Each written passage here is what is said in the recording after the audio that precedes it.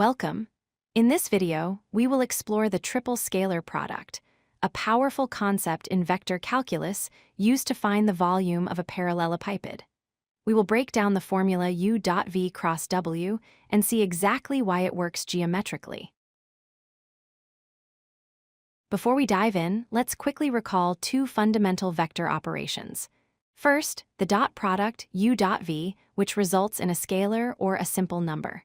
Second, the cross product v cross w, which results in a new vector that is perpendicular to both original vectors. We will need both of these today. So, what exactly is a parallelepiped? Imagine a rectangular box, like a brick or a cube, and then lean it over to the side. It is a three-dimensional figure formed by 6 parallelogram faces. Just as a square relates to a rhombus, a cube relates to a parallelepiped. To calculate the volume of this shape, we define it using 3 vectors. U, v, and w. It is crucial that all 3 vectors start from the same corner or vertex. Vectors v and w will form the bottom base, while vector u determines the upward direction.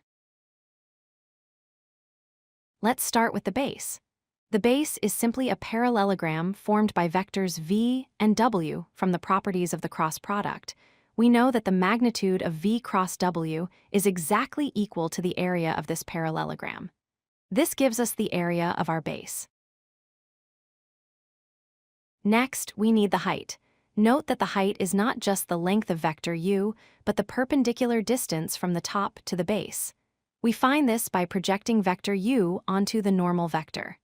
The normal vector is provided by our cross product, v cross w.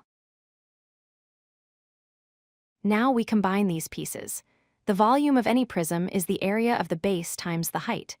When we multiply the magnitude of the cross product by the projection of u, we derive the compact formula. U dot, open parenthesis, v cross w, close parenthesis.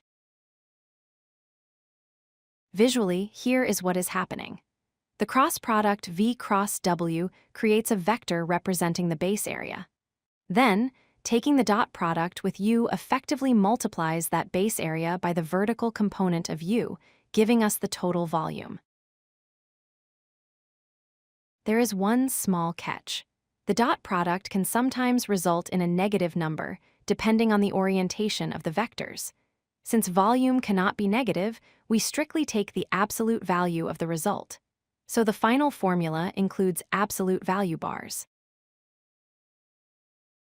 In practice, you don't need to do the cross product and dot product separately. You can simply set up a 3 by 3 determinant. The rows are the components of vectors u, v, and w, respectively. Calculating this determinant gives you the answer in one step. To wrap up, a parallelepiped is defined by 3 concurrent vectors. Its volume is found using the triple scalar product. The absolute value of u dot v cross w. This is easily calculated using a determinant.